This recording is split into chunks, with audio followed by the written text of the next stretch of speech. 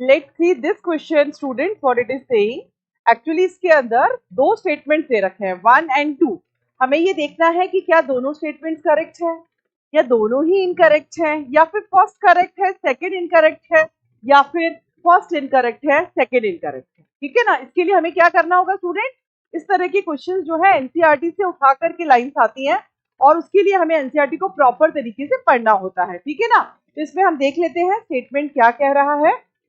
First statement कह रहा है कि during pregnancy the level of hormones like oestrogen, progesterone, cortisol, prolactin, thyroxine, etc. are increased several folds in the maternal blood. Several folds का मतलब है कई गुना, many times, बहुत ज्यादा बढ़ जाता है इनका लेवल। तो बिल्कुल सही बात है। एस्ट्रोजन और प्रोजेस्टेरॉन का जो काम है वो है maintenance of endometrium. Cortisol carbohydrate metabolism के लिए इंपॉर्टेंट है। प्रोलैक्टिन मेमोरी ग्लैंड के क्या बोलते हैं मेंटेनेंस के लिए इंपॉर्टेंट है। थायरॉक्सिन ओवरऑल मेटाबॉलिज्म के लिए इंपॉर्टेंट है। तो ये स्टेटमेंट जो दे रखा है 1 बिल्कुल करेक्ट है। ठीक है ना। क्योंकि प्रेगनेंसी के दौरान माँ की बॉडी के अंदर कुछ ऐसे चेंजेस होते हैं जिसकी वजह से उसका मेटाबॉलिज्म खुद का भी अफेक्ट होता है और बच्चे का भी होता है, और एनर्जी की रिक्वायरमेंट माँ के बॉडी में बढ़ जाती है, बिकॉज जो भी न्यूट्रिएंट्स उसकी बॉडी में जा रहे हैं वो उसको क्या करना पड़ता है, शेयर करना पड़ता है अपने फीटस के साथ में। ठीक है ना। और इसी को मेंटेन करने के लिए ये सारे हार्मोन्स जो है अपने लेवल को थोड़ा मेटरनल ब्लड में बढ़ा लेते हैं।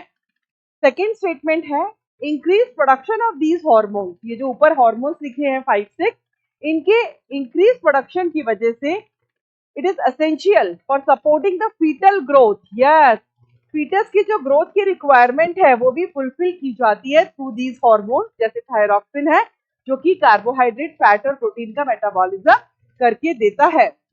मेटाबॉलिक चेंजेस, माँ की बॉडी के अंदर जो भी मेटाबॉलिक चेंजेस आते हैं, जो भी एटीपी की रिक्वायरमेंट होती है वो फुलफिल करने के लिए जो प्रोसेसेस हैं वो बढ़ जाते हैं। And maintenance of pregnancy, oestrogen और प्रोजेस्टेरॉन जो हैं वो मेन हॉर्मोन्स हैं मेंटेनेंस ऑफ प्रेगनेंसी के लिए, वो एंडोमेट्रियम को मेंटेन करके रखते हैं।